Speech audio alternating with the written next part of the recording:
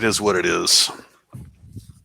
Hey, everybody. Welcome to this panel discussion. We're going to talk about third-party risk, how to evolve your third-party risk management program, commonly referred to as TPRM. If you didn't know that, well, now you do. My name is Jake Milstein. I host the events for CI. And I got to tell you, as we put this event together, we were focusing on healthcare. And I'll talk about John Delano, who's joining us in a second. But, we're focusing on healthcare because, as Fred was just saying, healthcare really has led the way on third-party risk. And we're going to show you why here in a second. But really, this could go for anybody. This could go for any organization as we get people in the room here. For those of you in the Pacific Northwest, which is where I am, it's nearly sunny, which is appropriate for April. And the sun will come out in July. For those of you not in the Pacific Northwest, put in the chat and tell us where you are. We're curious. Yeah. Or if you're in the Pacific Northwest, put that in the chat too. But we're curious. Let us know where you are so we know who we're talking to. Chat is over on the right. And the other reason I'm getting you to click on the chat and telling us where you are is because you can use the chat during the discussion here to put in questions. And if you put in questions, we'll answer those questions. And so you should know that there's a chat feature for that. So, all right, let's get started here. We are at 12:02, and for people who are late, well, they're late. So the folks presenting today, Mike Hamilton, CI Security co-founder and former CISO of the city of Seattle, Fred Langston, CI Security co-founder, along with Mike, and a real healthcare security expert.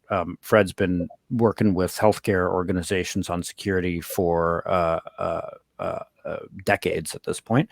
And John Delano just joined CI as a healthcare strategist. He is the current regional CIO for Advent Health. And it's our first event with John. So we're really excited. And don't forget to stay to the end because at the end, we will have a survey, and at the end of the survey, you can choose to get a gift card or to donate to a food bank. But the real reason we want you to stay and do the survey is because we want to know how we're doing. We do a fair amount of these events, probably an event every other week at this point, which my Irish contractor calls fortnightly. We want to know how we're doing. We want your opinions so we know how to improve these. Or if you say, Jake, these are terrible, stop doing these. Well, we might or might not listen to you. CI Security, here's who we are. If you haven't been to one of our events before, we defend healthcare organizations against attacks using managed detection response as well as professional services. So risk assessments, penetration testing, the gamut, and managed detection response is 24/7 Security Operations Center. So if a bad guy gets in your system, we can help you kick him out in minutes and not months. And then one really cool thing that just happened is the American Hospital Association looked around the country for the best providers and said, hey, you know what? CI is going to be our first preferred cybersecurity provider, and it is for the service managed detection response and for our healthcare package that includes the risk assessment, vulnerability scanning, and MDR. This is not a sales presentation. That was it for the sales moment. And now, Mike Hamilton. That's right. Our stuff keeps your stuff from becoming their stuff. Hi, everybody. So this is the 2020 data breach report that was produced by Drex DeFord and some people here at CI. This was a pretty much an analysis of what had happened in 2020, and it was pretty interesting the way that things broke down in here, and you can read the report yourself, but a few takeaways that are relevant today were the following. At the end of the year, there was a real drop-off in the number of records disclosed, right? Remember that the healthcare sector has always been very concerned about the value of records, and the theft of records was the thing for the longest time that sucked all the air out of the room. And at the time, we had kind of predicted that the reason that things had dropped off were because of the shift from records theft to ransomware. And now you will all know those things are combined in this double extortion method. And we said, you know what, in the first part of the year next year, things are going to pop. And turns out that that prediction came true. Things really popped, but not for the reasons we thought. Yes, there is a lot of extortion ransomware going on, but there were some just very interesting findings when we look at this year's data and break it down. So you want to go to that next slide, Jake?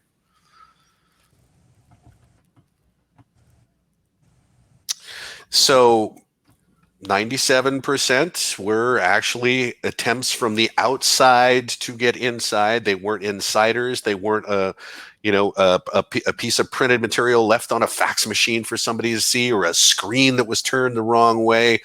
They were getting hacked. But the big takeaway was that 75% of these were due to third parties, and in the parlance of HIPAA, business associates. That was surprising. And so as we dug into this and are looking for ways to mitigate this, if this is going to be a trend, and this is obviously a trend, we are looking for, what's the right way to put together a third-party risk management program. If this is what's hitting the radar hard right now and shows no sign of stopping, then we ought to figure out what we can do about this. So go to the next slide, Jake, and let's look at some data here from this year. The ones marked there, those are all due to the to third-party unauthorized access used as a jumping-off spot to get to the actual target. And they still say, the number of affected records here, the number of individuals affected. And, that's this metric, that the health sector has glommed onto that they're always going to use, right? The number of records stolen. The relevance of records is not what it was, but still, again, in this double extortion method, records go out first. And then if you're not going to pay, the ransom demand, the records get made public. And this is led to a whole bunch of knock-on effects that we'll try to deconvolve here a little bit. Go to the next slide, Jake. I will say too that when we talked about all of this third-party security risk management starting in the health sector, that is definitely true. The HIPAA business associates, if you sign a business associate agreement with a covered entity, you are, by extension, under the regulatory requirements of HIPAA, you can be audited against HIPAA. And that was the first time any federal agency had used the rulemaking process to extend out to third, fourth, nth parties like that. The FFIEC is the organization that audits banks. They examine banks many times a year. Their documentation says that you, during an examination, not only need to show proof of a third-party security and risk management program, but demonstrate its effectiveness. This has been in place for banks for quite a while. The newest addition is what the DoD is doing right now, and that's the cyber maturity model certification. So if you're going to bid on any federal contracts, you have to demonstrate, and it needs to be auditable, that you have certain controls in place that demonstrate your level of cyber maturity. So all these are going on right now, and that there's no sign of this stopping. Now, Blackbaud here. This is an interesting. This is one of the interesting things that has happened that has been the result of a third party. So Blackbaud is an organization that handles finances for hospitals, charities, philanthropic organizations, things like that. And they were hit with ransomware. And remember, when that ransomware trigger gets pulled, there have been actors in the network for probably hundreds of days. And what they did was they figured out that they could use that as this jumping off spot to get access not only to these hospitals that were customers of Blackbaud, but also Blackbaud was holding a number of records that were being processed on behalf of these covered entities. And so, of course, all this is made public, And who bears the burden of doing the public reports? Go to the next slide, Jake. It is the covered entities. They have to say, we lost records. The fact that it was done by a third party is not as material as the fact that they lost records. Back up, Jake. Fred, control this guy. Okay. And so here, this is yesterday's news about the Maine health system. They are being sued because Blackbaud lost their records. And this is not the first time this has happened. This is now turning into kind of a litigation nightmare for Blackbaud, but also all of the covered entities that lost records through their third party. Okay, go to the next slide, Jake. And this is not the only example of this. So going outside the health sector, just a quick rundown. We know what happened to Blackbaud.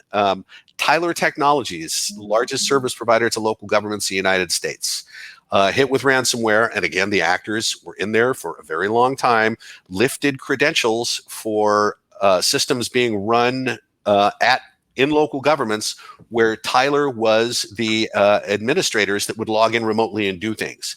So bad guys had all the passwords for local government ERP systems. SolarWinds, we all know what happened there. The product was backdoored. Russians got in and were able to insert code into the SolarWinds product. And when the updates went out, everybody got a copy of the bad one. Excellion, this is a little bit different. Excellion announced a vulnerability. Unfortunately, prior to making the patch available to everyone and actually performing the patch on the services that they were managing on behalf of their clients, and bad guys weaponized that vulnerability and were able to steal lots of things, notably from the state of Washington, as well as a whole bunch of other people. So many of us on this call may have been affected by that.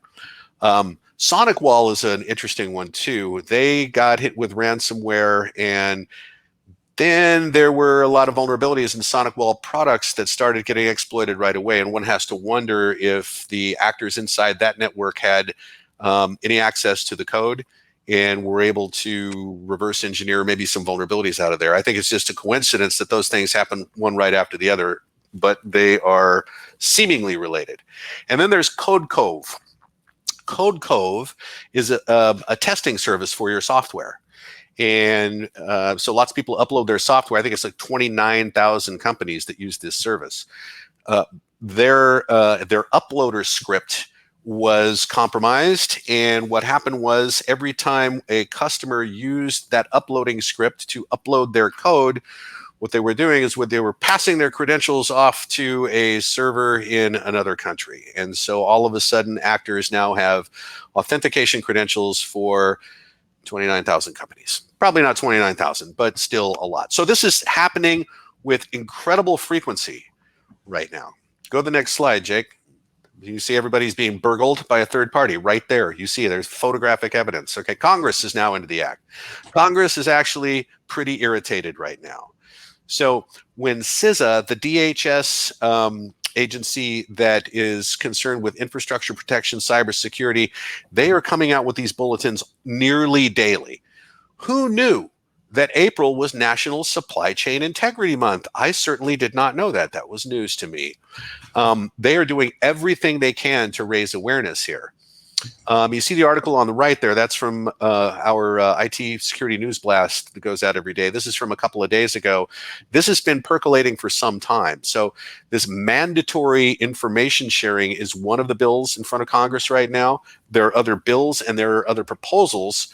Some interesting ones are the Internet of Things, small telemetry devices, cameras, etc., things like that, that would have some kind of seal of approval, meaning that the product is known to be free of security defect the day you open the box, and there is a plan to identify vulnerabilities, and there is a plan to either provide patches and updates or to do that remotely. That would be that IoT seal of approval, kind of akin to, Underwriters Labs. There is an outright prohibition on a lot of technologies right now. And in fact, if you do any business with one of those companies that is a contractor to the Department of Defense, there will be no Huawei, there will be no ZTE. I think Lenovo is probably going to get on that list. And so there are just a growing number of technologies that are just outright prohibited because the supply chain is known to be compromised in certain places. And when there's a country involved that is antagonistic to the United States, we understand that's an opportunity for that country. And so these technologies are just part of an outright prohibition now. And then the one that is the most expansive is a proposal to do what is essentially a bill of lading for products, for technology products, so that the complete supply chain can be described. You know everything that's in there, and you know you're not buying, a chip that was fabricated by ZTE and somehow made it into a product, and we need to worry about that. So all these things are going on right now. Go ahead and go to the next slide, Jake. And now we are starting to get into where contractual stipulations are becoming more and more important. So here's just a bunch of books that have to do with this. The one, Data Security Contract Clauses for Service Provider Arrangements. That is a really nice little PDF book. Fred, is that distributable?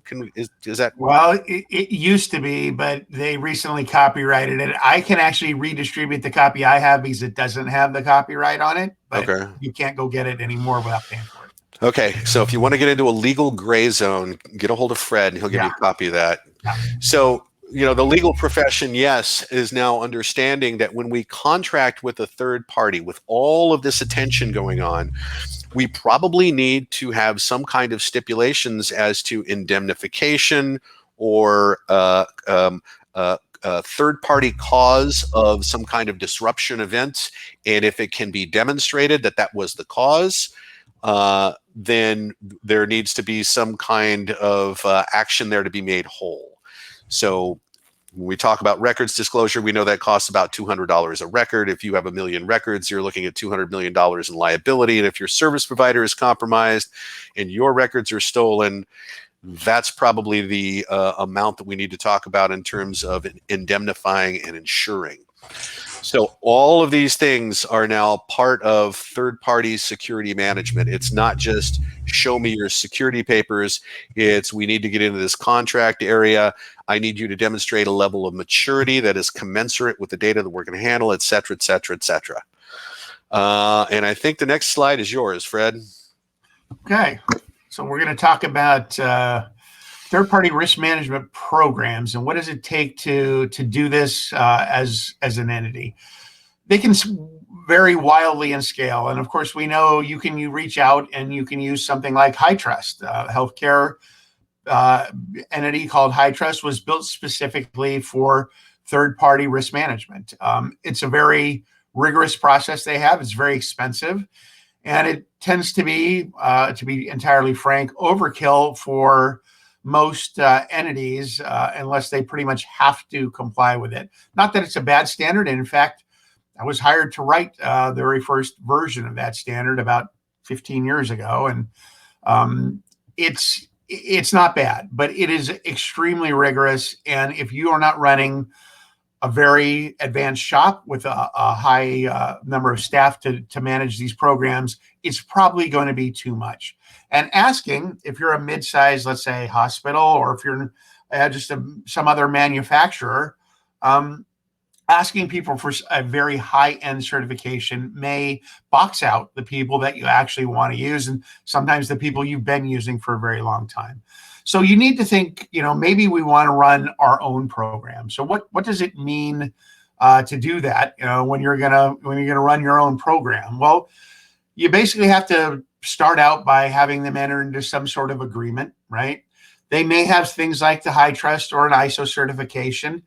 We'll accept those, right? So if they have it, you say, yes, we'll accept those. You document that. And basically they've skipped to the front of the line and have proved that they have some level of assurance they can provide. Somebody's third party is attested to their security controls.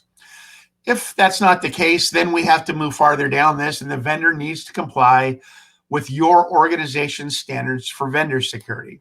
That implies you need to design and document what you believe are a minimum set of requirements.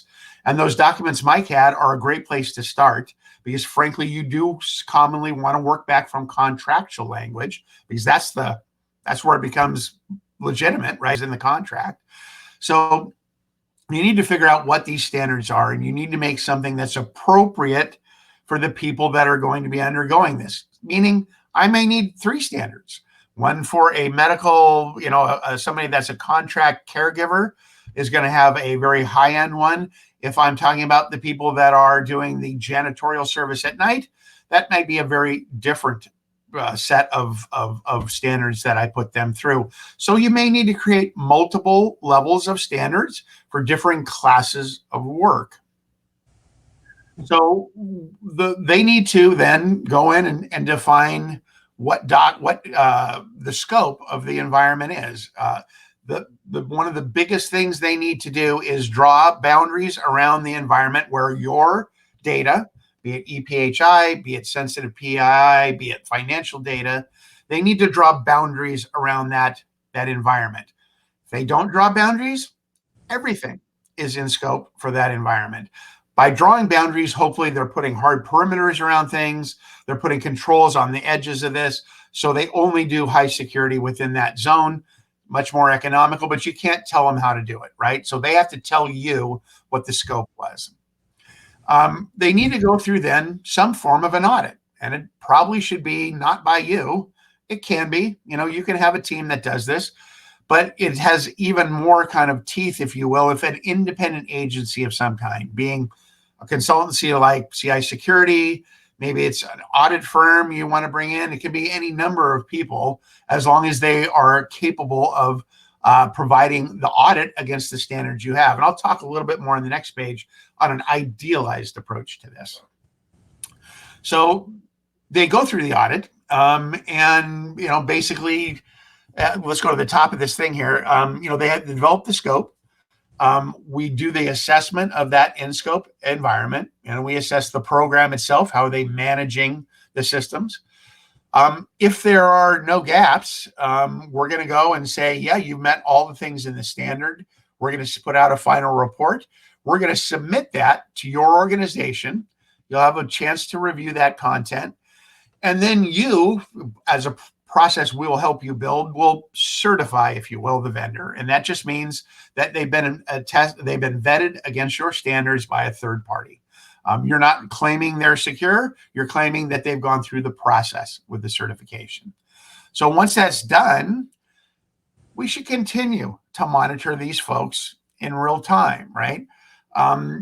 Even for the people that have the right controls in place, we suggest that you put in other things, like they should have a vulnerability detection and management program. And hey, they should probably submit a report once a quarter that says, here are our vulnerabilities we discovered that are high and critical, and here's the ones we remediated and the progress we've made against that. We should be assured that they're doing some sort of monitoring, right? If they're not doing monitoring, then we know they have a blind spot. So if they are doing monitoring, they should be submitting some probably monthly report on the findings of how many alerts they had, how many investigations, how many actual incidents were part of that. They need infrastructure to monitor stuff like log monitoring. You can't go back and figure out anything in a forensic perspective if they do not have robust logs. You can't pass a HIPAA audit or any kind of regulated audit if your logs aren't robust, fully capturing everything they need to be and being stored securely offsite.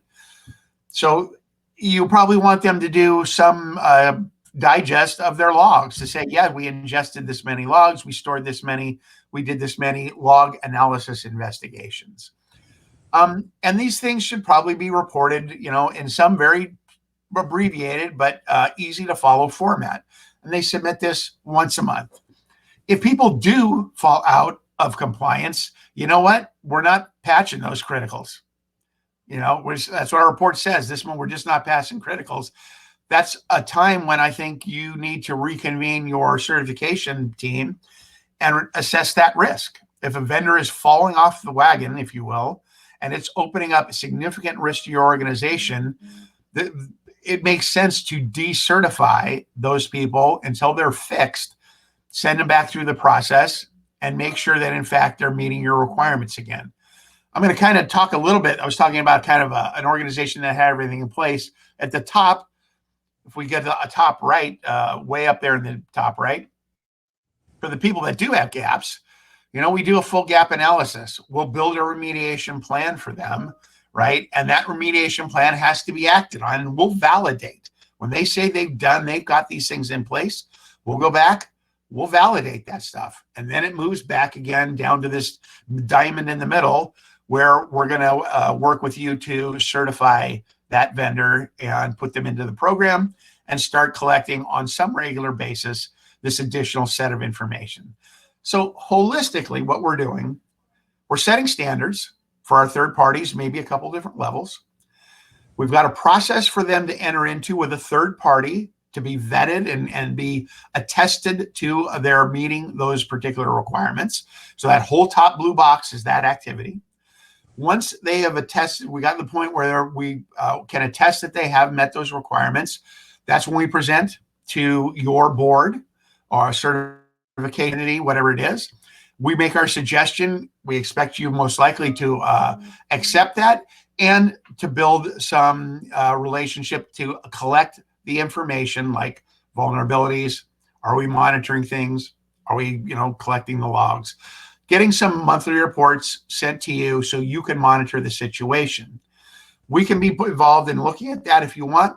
I think as long as we have some very good guardrails around what that report looks like, it'll be obvious when it's missing something that would fall out of compliance. And again, that's when you re-meet as a certification body, make a determination.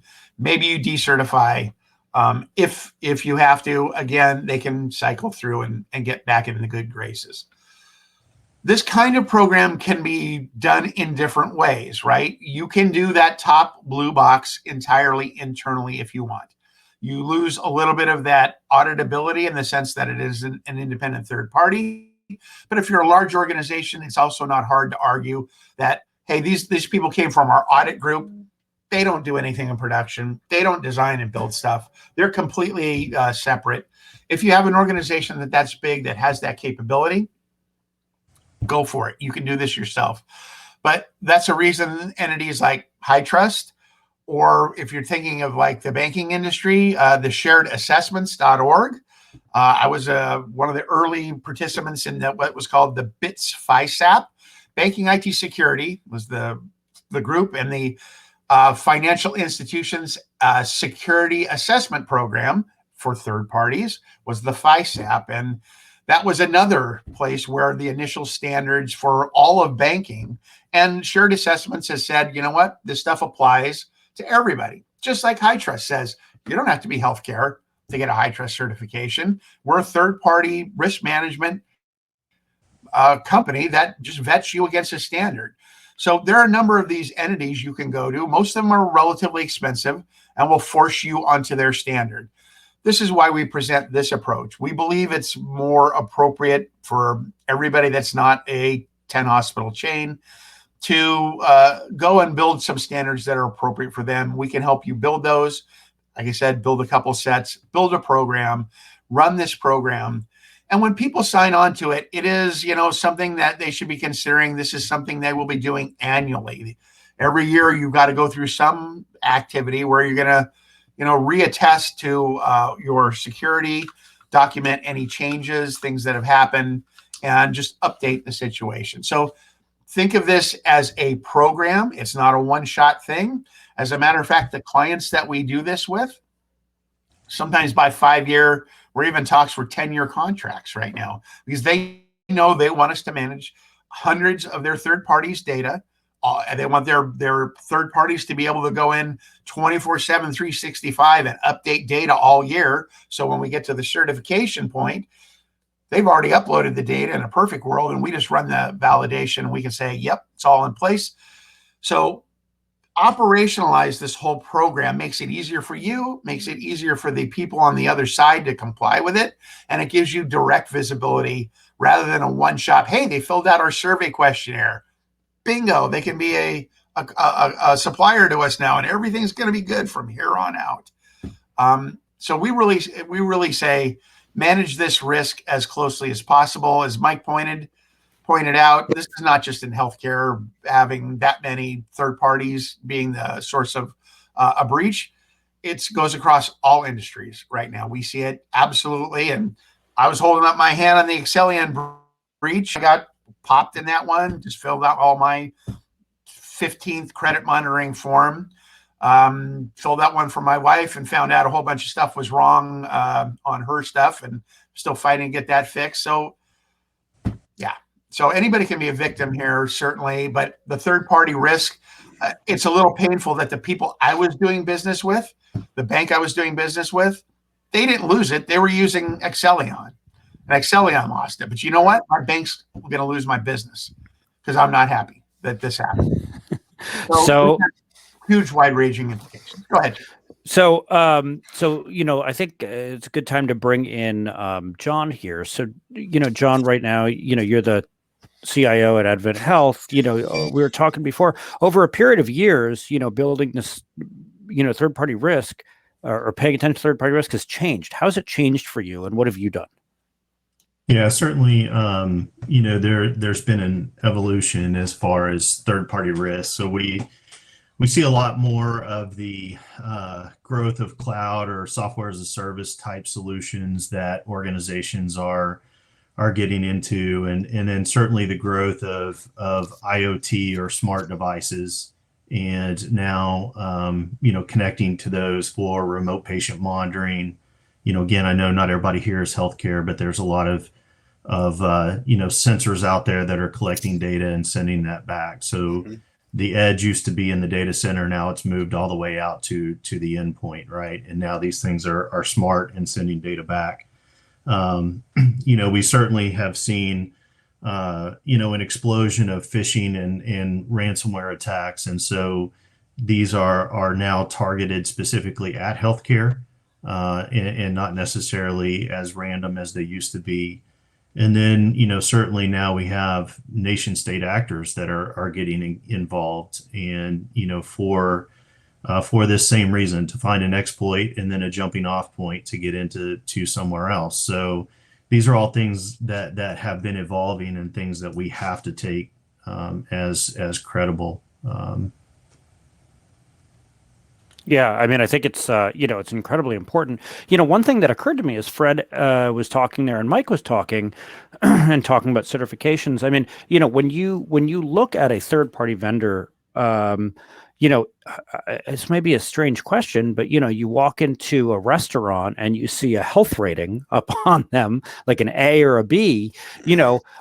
Does this become like, all right, if I'm going to go with a vendor, I get there's some sort of health rating, or just, there's some sort of rating I can get? John, have you seen anything like that? Yeah, I wish it was that obvious, right? That you could walk into or know the security posture of a vendor just by, some kind of seal of approval or some kind of rating.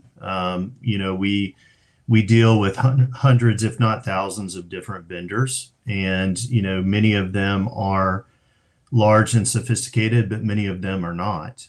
And additionally, in healthcare, we've got a lot of legacy data. We have vendors that hide behind FDA certification, and so they don't want to update their solutions. They're still running on Windows 2000 or, you Windows 2000. Right? Yeah, I had a robot packaging machine that used a Windows 2000 machine. It's the point is that we still see a lot of legacy technology because vendors tend to hide behind that FDA certification. They don't want to have to go back through the process because it's expensive, it's timely, and so they just choose not to update their product, which then now these devices used to be on standalone networks, and of course now they're on your production network because they have a need to interface or integrate with other systems. And so these threats have evolved, and now they become our problem to deal with and ensure that we're able to mitigate the risk as best we can. Mike kind of mentioned the IoT seal of approval. I don't remember the exact legislation, but I did see that they were looking at putting legislation out there to create a star rating for security, for vendor security rating, similar to kind of like the energy efficiency rating you see on the side of your refrigerator or your washer and dryer. I'm not sure how they would do that, how they would be able to create a rating system that would be as apples to apples or oranges to oranges comparison, Right. like you're dealing with dishwashers and microwaves and those things. But I do know that it's being discussed, Yeah, and that could help in the future, but not today. not right now. Yeah, I mean, and by the way, now that you mentioned, 2000, all I can hear is Conan O'Brien in my head saying the year 2000. But anyway, I There guess had been so. Yeah, Mike. Actually, there's a question in the chat, and I want to remind people that go ahead and put questions in the chat, and we'll make sure we answer them. Jennifer says, and Fred, maybe you can take this one. Interested in your perspective of such tools like security scorecard. Yeah, security scorecard. Yeah, I was going to bring up BitSite, right? BitSite, yeah, that's Right. the other one. There's even another one. I like them. I don't think they are focused enough to address your particular threats. I think they give you a good idea. Are these people doing some of the basic hygiene things that they should be doing? But is it a measure that I'm going to go and sign a contract and hand them my crown jewels? Heck no. Yeah. But they're useful. I don't say they're not useful. I just don't believe it's the foundation of TPRM, which we're talking about here. I think it needs to be more robust. Yeah.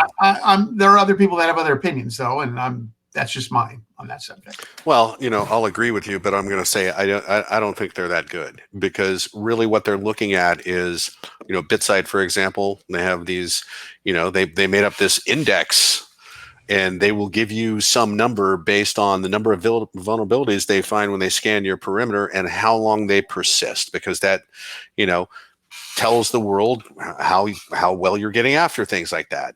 It doesn't say anything about whether or not you're using access authorization to ensure that your employees are specifically authorized to access resources in the company.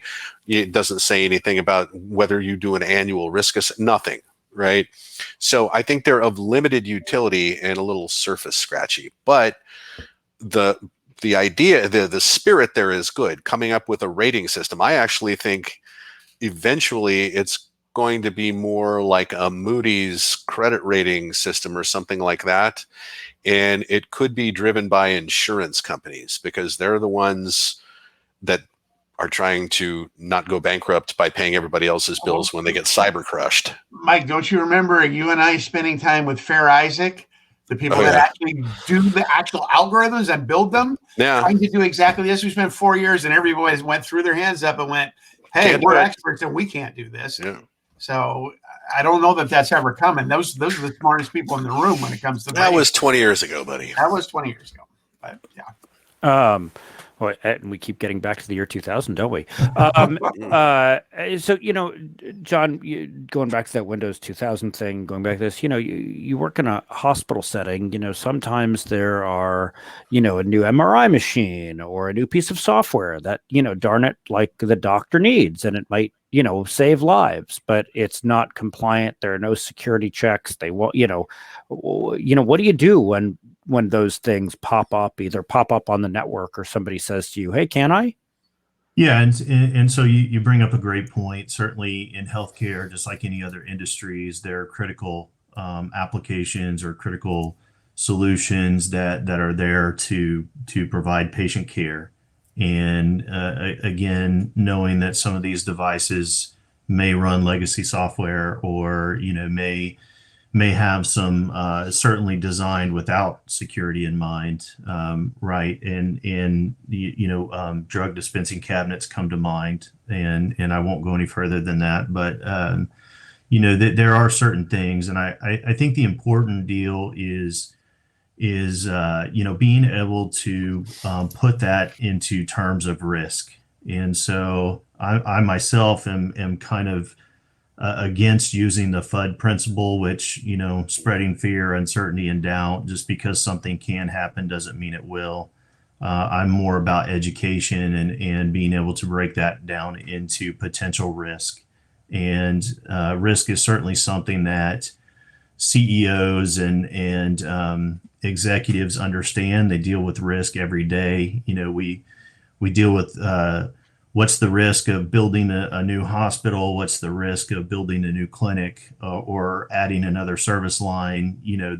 They understand risk, and security is just one piece of that. And so if it is a solution that provides patient care, it helps to save lives, whatever it is. Certainly just being able to document and share with the organization what the potential risk is of running that, and documenting that so that that's understood. Then as a security team, that's about the best that you can do. Risk is never going to be zero. And so, understanding what that risk is, and certainly communicating it.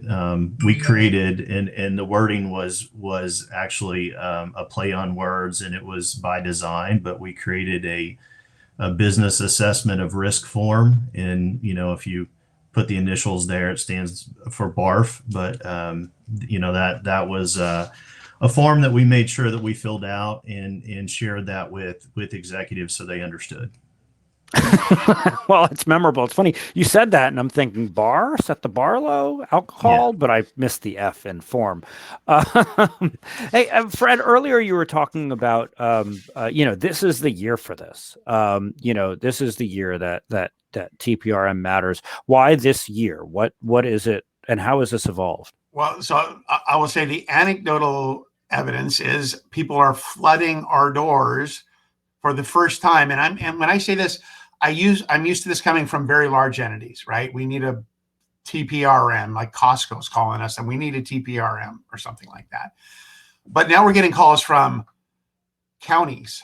We're getting calls from law firms. We're getting calls from manufacturers, that are 500 people. These are not enterprise organizations. They're small to medium business, and they've come to the clear conclusion that their biggest risks are their vendors. And they maybe have 50 or 60 of these people. They're sharing the data, and half of them have a connection into their network. I think they're pretty aware that this is one of their significant risks, and they realize things out of their control. They realize how dangerous that is. And the more people they add, the more danger they add, right? If they're not doing this. So I think somehow it's become apparent to people that is their most significant risk. In the paper or the news certainly is. It's the one news. place to feed that. It's when you watch everybody around you get crushed, it gets your attention. I mean, that's the short answer right there. I want to back up a little bit, and I want to answer that same question that you asked, Jake. What if the business wants something so badly, and the vendor, the business associate, the partner, the service provider cannot meet requirements? Because this is always going to come up, and I'm going through it right now, and without sharing any detail. I see it as really three options. So number one, it's just completely transfer the risk on this. So if, even if it has to go to, a governance organization and maybe even up to the board of directors, here's my proposal. I see risk in this procurement we're going to make here. And so as your risk advisor, here's my proposal to mitigate this. And my proposal is to crack out some money and buy something better. And if the business decides that that's not the way they want to go, you now have it documented that you have transferred that risk. And so that's an important, tool in your toolbox. Forcing the business unit that wants to, engage this vendor to meet requirements for that vendor, that's another way to do it. So for example, there's this tool that we're thinking of buying, and they can't demonstrate the kind of security that is our own policy and process. And so if the business unit wants this particular tool, they're going to pay for a code review. And every time there's an update of this software, they're going to pay for a code review, right? Because that's it. I mean, you can have what you want, but I'm going to be made whole here, right? My requirements are going to be met. And then the final thing is, and Jake, I've done this for you. You create a policy exception and you provide that vendor with a corrective action plan. You say, we will see you next year. And here's my expectation. So those are three ways of handling that. They don't scale well, but we're not that big of a business. So I can just, thump vendors over the phone all day long. And what Mike's talking about is I run marketing at CI, and marketing vendors are just, many of them are terrible. And so Mike just like segments everything, and our website is not connected to anything that has anything to do with our customers, because we keep it separate, because Mike loves hammering the marketing vendors. Man, I do. those phone calls are very funny to listen to. Maybe I'll record one and send it to people at some point. Mike yelling at marketing vendor. I don't yell. I make the requirements known. Yeah. Hey, David has a question here. Would you recommend looking beyond security controls to assess third-party risk and include things like financial standing concerning SEC filings, et cetera, in the mix of indicators that might be correlated to security effectiveness of third parties? Yes, that really ought to be part of it, right? But that's more of a business than a security issue. Really, that should be part of holistic, third-party risk management. The security swim lane, which we're largely focused on here, that's a little oblique to it. But yeah, I think that's a perfectly reasonable thing to be asking. Hey, you going to be around next year? Yeah, and I would say, I think that's a good practice just in general, even outside of security. If you're going to sign up with a vendor, you want to make sure that they're financially feasible and they're going to be around. Yeah. And I think that's just a good practice to look at how strong the vendor is, even beyond their security posture. Just, hey, if I'm going to go spend millions of dollars with this vendor, I want to make sure that they're going to be around for a while. Yeah. I'd say that people kind of give short shrift to the procurement process. And my first lecture is security starts in procurement, end of story. If you're going out to buy a tool, you're getting a software as a service, you're getting anything. If you don't have security requirements built, you're already behind the eight ball. If you're not vetting those requirements in the process, you're behind the eight ball. And if you're not requiring them to be in the contract, you're behind the eight ball. So, all this stuff starts when you go out to buy something. And if you don't put it there first, it's on next to impossible to backtrack and fix those things. That's why we sell people with Windows 2000 systems, because we didn't start the procurement process by saying we won't accept anybody that's got a Windows 2000 system. We have to have at least Windows 7 extended license, which is still kind of a bad idea, but it's still supported at least. You have to set some minimums, and thinking about this holistically is one way to eliminate the vendors that maybe have really captured the eye of the people that want these tools, like the biomedical team, right? That's running medical devices. Well, you kind of have to educate them. They're not part of IT in most places. In fact, some of them are not really they're more medical technologists than they are IT-ish people. So if you're not bringing them into the process so they can understand this is important, that I just don't want the best IV infusion pump. I need an IV infusion pump that has some ability to protect it on the network and can do a little bit of reporting on what happens on it. And it doesn't stay on the machine itself, because if it does and a bad guy gets it, he'll erase it. So you got to think about, what are we trying to achieve? Put it in front of procurement, right? That solves a ton of problems. We don't even have to do a lot of things we're talking about here if we remove the bad people, or not the bad, but the solutions that don't meet the requirements right off the bat, right?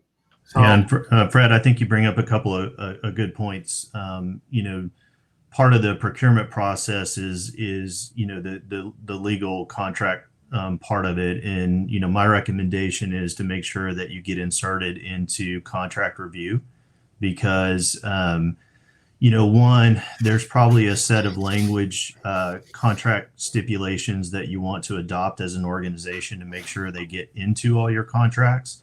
But you also want to be able to review those for any kind of IT requirements and other things. And what I've seen is that, some of these vendors have gotten really smart, and they figured out a way to go around IT and not include them.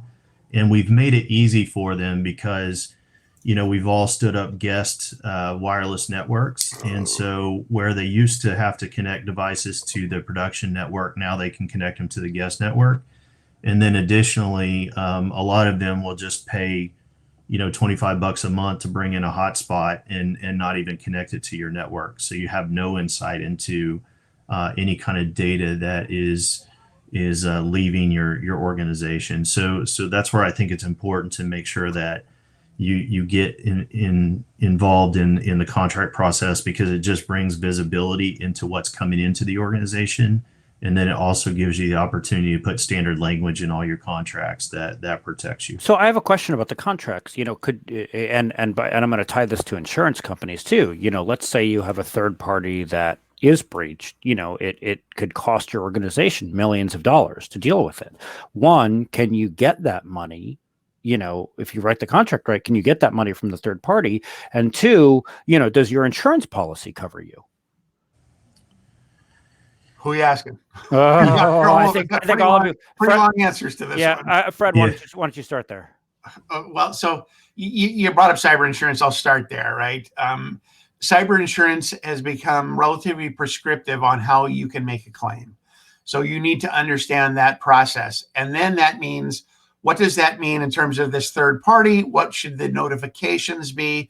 Because a lot of your SLAs with your insurance company have time and data requirements. Got to pass those down, right? So you got to look at your contracts, the requirements being placed on you, and then if that vendor is part of that data chain, if you will, you got to make sure you're pushing it down to them, and they're fully aware that they're just as responsible to meeting that requirement as you are. Because then if they slip out of the contract, you can get into the better indemnification. Rather than just saying, hey, we'll just call off the contract and call it good, you might be able to get some money back, right? Yeah, Mike, I know you have a lot of passion around insurance companies and how they stack. I mean, do you think insurance companies at some point set the standard for this? You're muted, Mike. Push the button. Yeah. I do. And I think because, insurance companies really have the financial dog in the fight. And they are in the best position to be able to adjudicate your level of risk and be able to communicate that, because they need to know it. So it's not a third party giving you a letter grade that then you can show to your neighbors. It's an insurance company that sets your premium rates based on your demonstrable security controls. And I think that has a lot higher fidelity than, I got a B from BitSite or whatever. I believe the time will come. Now, problematically, I don't think we're ever going to converge on a single standard. I think the standards are going to have to be very specific to the sector you're in. And so, logistically, it's still going to be a challenge. But I do think the insurance companies, especially now because they're all talking about how they're overextended with this insurance. And if we have another one of these global events, some insurance companies are going to get crushed. And so they're looking at how to mitigate that risk. And the way to mitigate that risk is you price insurance based on the controls that somebody demonstrates, not what they fill out in a questionnaire, using more of a risk management process that Fred described. Hey, and Antonio in the chat here asked a question about employee training, and it's something John touched on earlier. I'm going to change Antonio's question here a little bit and ask, when you train employees and you do your annual security awareness training, or however often you do security awareness training, do you have to do you also train employees about what devices to bring on the network and what software to download? Is that all part of it? John, what do you all do? Yeah, I think, obviously it depends on the sophistication level of your training program. But I do think a couple of approaches I've tried to take, one, I think it resonates better when you approach your employees about how to protect themselves. And I think if they will protect themselves at home, then they'll come to work with that same attitude. If you just approach it that, hey, we want you to protect, XYZ company, it's not going to resonate as much as, here's some of the things that you can do to protect your cell phone. Here's some of the things that you can do to protect your home network. Good cyber hygiene, right? Things that we know add a lot of value with little lift. And so I've always tried to take that approach, and then certainly over time, you can start getting more sophisticated on and slipping in things like, if you have a BYOD policy or those things that you're talking about, right? What is accepted and what is not accepted, to do at work. And I think most people have a fundamental understanding of that, but certainly reinforcing it on a regular basis. But if you just shove, if you're like my company, you've got 1,000 policies and there's no way you can be brushed up on all of them, right? So you can't just shove policies out there and expect people to read them, especially if they're multiple pages. And so I think education is a good way to get a lot of that across in, bite-sized chunks. Yeah, I mean, it's really difficult when you have a lot of policies for sure. So, definitely agree with that. I want to put the survey here in the chat in case folks need to drop off. So if you click that survey, let us know how we're doing. And then of course at the end you can either donate to a food bank or get a gift certificate. It's important to us to know how we're doing and whether this was useful. So please go ahead and take that survey. I also am going to put up here the email addresses for the folks here. Mine is just jake@ci.security. Fred had a PDF earlier that some folks asked for, and people can people can email me and I'll get it over to you. Fred is very busy, and I promise I'm faster at email. So, hey guys, we have about 4 minutes left. Let's do round robin here. Last thoughts. What do you want to leave people with? John, you want to start? Yeah, I think, certainly getting your arms around third-party risk management is daunting, to say the least. There are so many different variables and so many pieces and parts to it. So, kind of what I would say is again, start with small steps. Understand. Get inserted into the contract review process or some place where you can see what's coming into the organization. You have a good idea of what your biggest exposure, your key risk are. So start with key vendors, right? Don't try to do all 1,000 vendors at one time. Pick the 4 or 5 that have the biggest impact to your organization, and then look to do 4 to 5 or as many as you can on an annual basis. And again, start with the biggest exposure or the most risk that you have, whether it's PHI or applications with PHI, those kind of things would be a place to start. Yeah, great. Fred, final thoughts?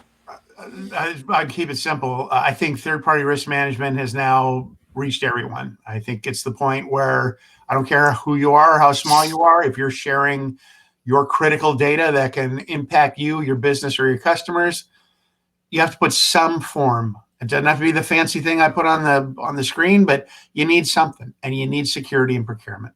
So build it in, folks. You have to do that. And folks are asking for a copy of the slides. If you email me, jake@ci.security, I will send you a copy of the slides. Mike, final thoughts? I'd have to say watch this space is my final thought, because this is still kind of evolving in where we've seen all of these examples of what's going bad, and we see that this is now a strategy being used by criminals, frankly by nation states. They've done it too. Congress is acting rather than Congress acting out, which is what they normally do. So I would look, pay attention to what bills might pass here, because they're going to have relevance to everybody. And finally, I would say this also creates the opportunity for that great American tradition, the startup. And there will be companies popping up that say, we will do all your third party and supply chain security management. In the beginning, I don't know what to make of those, but after a while, as they evolve, there are going to be good service-based solutions for this. Yeah, I mean, I think that's really important, and beware of the companies that just pop up. One of the things, obviously, about us is we've been around for a while, and Mike and Fred have been around for a while. I want to again thank John Thanks, Delano Jake. for. Yeah, you're welcome. a while, Mike. You've been around for a while. No, I want to again thank John Delano for joining us for this and for joining the team as a contributor and advisor. We love having him. John, your contributions to this were just terrific. Reminder to everybody to take the survey. I'm also going to put in the chat a link to our security awareness training because all of your employees should go through it. And we talk about devices and we talk about Wi-Fi and we talk about all those things, and it's free. So there you go. It's the link is in the chat there. And thanks everybody for joining us. Have a wonderful Wednesday and see you for the next webinar. See you all later. Thanks. Bye, everybody. Thank you. Bye.